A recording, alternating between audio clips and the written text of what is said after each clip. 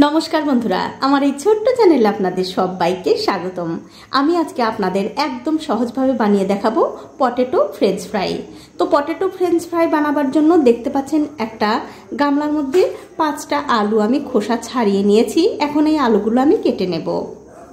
তো এই দেখুন বন্ধুরা, আলুগুলো কিন্তু আমি খুব ভালো করে কেটে নিয়েছি। আর আলুগুলো কিন্তু একদম মোটা করেও কাটা যাবে না, আবার একদম পাতলা করেও কাটা যাবে না। দেখুন ঠিক এরকম করে আলুগুলো কেটে নিতে হবে।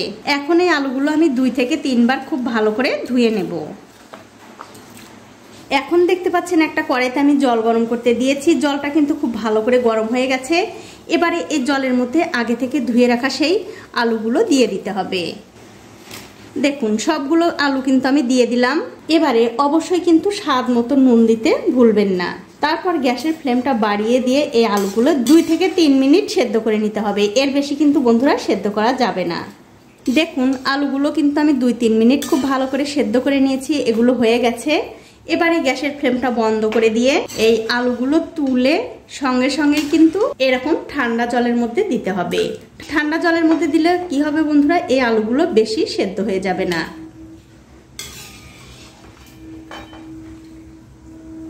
দেখুন আলুগুলো আমি 2-3 বার ঠান্ডা জল দিয়ে ধুয়ে খুব ভালো করে ঠান্ডা করে নিয়েছি। এবারে এই আলুগুলো এরকম একটা ছিদ্রযুক্ত পাত্রে তুলে নিতে হবে।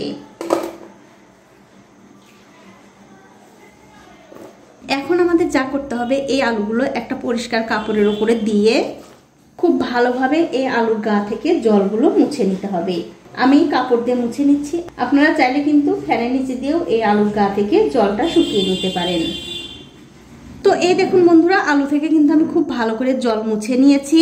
এবারে এখান থেকে অর্ধেকটা পরিমাণ আলু আমি অন্য একটা বাটিতে নিয়ে নিলাম। তারপর এর মধ্যে দিয়ে দিচ্ছি 2 চামচ কর্নফ্লাওয়ার।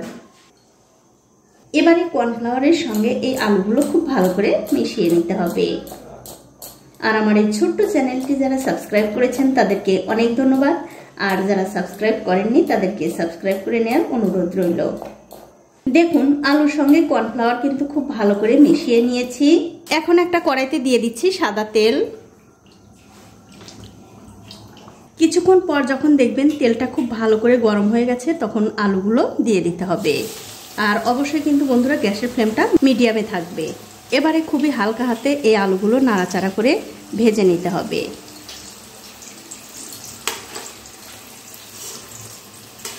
দেখুন গ্যাসের ফ্লেমটা মিডিয়াম টু হাই রেখে এই আলুগুলো কিন্তু আমি খুব ভালো করে ভেজে নিয়েছি। তবে বন্ধুরা এই আলুগুলো কিন্তু আগেই মুচমুচে হবে না। এই আলুগুলো আবার পরে একটু ঠান্ডা করে ভাজতে হবে, তবে কিন্তু মুচমুচে হবে।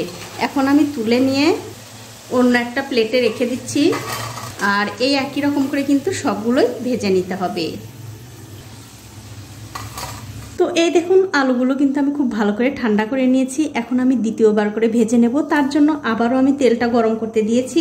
তেলটা যখন আবারও খুব ভালো করে গরম হয়ে যাবে, তখন এর মধ্যে এই ফ্রেঞ্চ ফ্রাইগুলো দিয়ে আবার ভেজে নিতে হবে। তবেই কিন্তু খেতে বেশি ভালো লাগবে।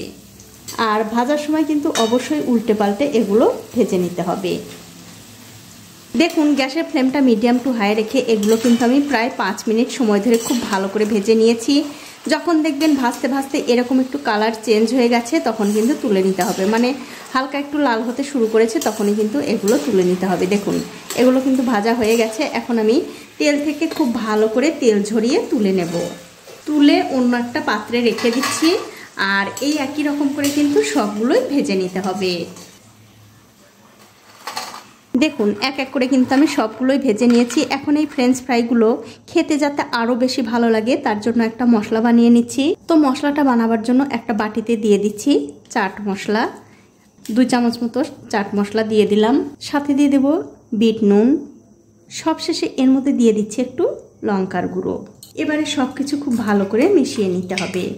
দেখুন সব কিছু কিন্তু আমি খুব ভালো করে মিশিয়ে নিলাম। এবারে এই মশলাটা এর মধ্যে দিয়ে খুব ভালো করে মাখিয়ে নিতে হবে। আর এই কাজটা কিন্তু বন্ধুরা করতে হবে গরম গরম অবস্থায়, তাহলে কিন্তু এই মশলাটা এর সঙ্গে খুব ভালো করে মিশে যাবে। আর আপনারা আওয়াজ শুনেই কিন্তু বুঝতে পারছেন এগুলো কত সুন্দর মুচমুচে হয়েছে। দেখুন মশলার সঙ্গে কিন্তু খুব ভালো করে মাখিয়ে নিলাম। এখন আমি আপনাদের একটা ভেঙেও দেখাচ্ছি কতটা সুন্দর হয়েছে। দেখুন খেতে কিন্তু বন্ধুরা দুর্দান্ত লাগে। তো যখন আপনারা এটা পরিবেশন করবেন তখন কিন্তু অবশ্যই একটু টমেটো সস দিয়ে পরিবেশন করবেন, তাহলে খেতে আরও বেশি ভালো লাগবে। তো বন্ধুরা, আমার আজকের এই ফ্রেঞ্চ ফ্রাইয়ের রেসিপিটা আপনাদের কেমন লেগেছে? যদি ভালো লেগেই থাকে অবশ্যই একটা লাইক, কমেন্ট আর শেয়ার করতে ভুলবেন না।